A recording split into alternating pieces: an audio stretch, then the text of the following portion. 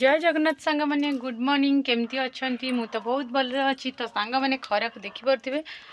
शीत छाड़ू छाड़ू खरार प्रभाव कौ भाई देखिपे मैंने प्रबल खरा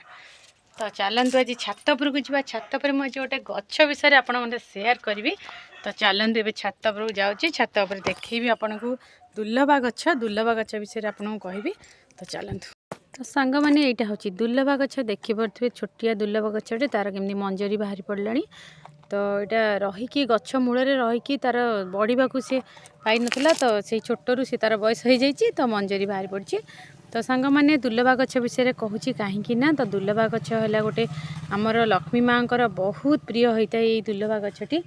तो मोर तो बहुत सारा दुर्लभा गछ अच्छी मुझे गोटाए आनी तार मंजी पड़ी बहुत सारा चारिआडे उठी जाइए यही दुर्लभा गच सब नहीं जाइए तार जो मंजरी थिला तो सांग मैंने दुर्लभा गछटी तो आमर घर वास्तुपाई बहुत शुभ होता है घरे आकु रखिले बहुत शुभ मना जाए दुर्लभा पत्र आमर माँ लक्ष्मी बहुत प्रिय होता है तो सांग मैंने जमीती आमर तुलसी जगन्नाथंकर प्रिय देखिपे तुलसीर मंजरी जमी सेमिति मंजरी आमर दुर्लभा गछरे होता है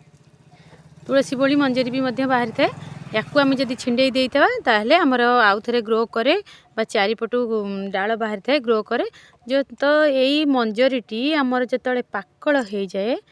तो सांग मैंने देखूँ ये जो पाकल हो जाए ए गोटे कला कला मंजी टाइप बाहर तो तार मंजीटी आमर नांडी बगुली आम कही था आम आड़े तो नांडी बगुली कहती आपण कार कौन कहते तो नांडी बगुली कहती जोटा को आम चिया सीड कहे सेटा को आम मिश्री पानी मिश्री आउ नांडी बगुली मिसईकी आम बतुरेकी राति रखिले सकाଳେ पीले आमर पेट ठंडा होता है तो यही मंजी जो पाकल हो मंजी बाहरी थाए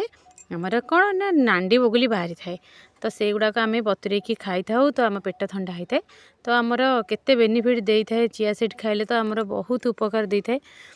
तो सांग मैंने आमर दुर्लभा पत्र जी उपकारी आमर घर वास्तुपाई भल आम ठाकुराणी माँ लक्ष्मी को प्रिय तांकर प्रिय मंगला हो लक्ष्मी हो आम समस्त दे पार हिंगुला माँ को भी दे पार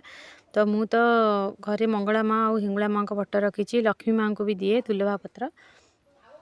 तो छिंडे की दुर्लभा पत्र दिए जमती जगन्नाथ को मु तुलसी दिए सेमती दुर्लभा भी दिए तो आपको आपण मैंने घरे रखंतु बहुत लाभ पातु तो घर वास्तु दोष दूर करते तो ठाकुराणी मानक भी दे पारे बहुत बढ़िया होता है तो वीडियोटी भल लगे लाइक करेंगे।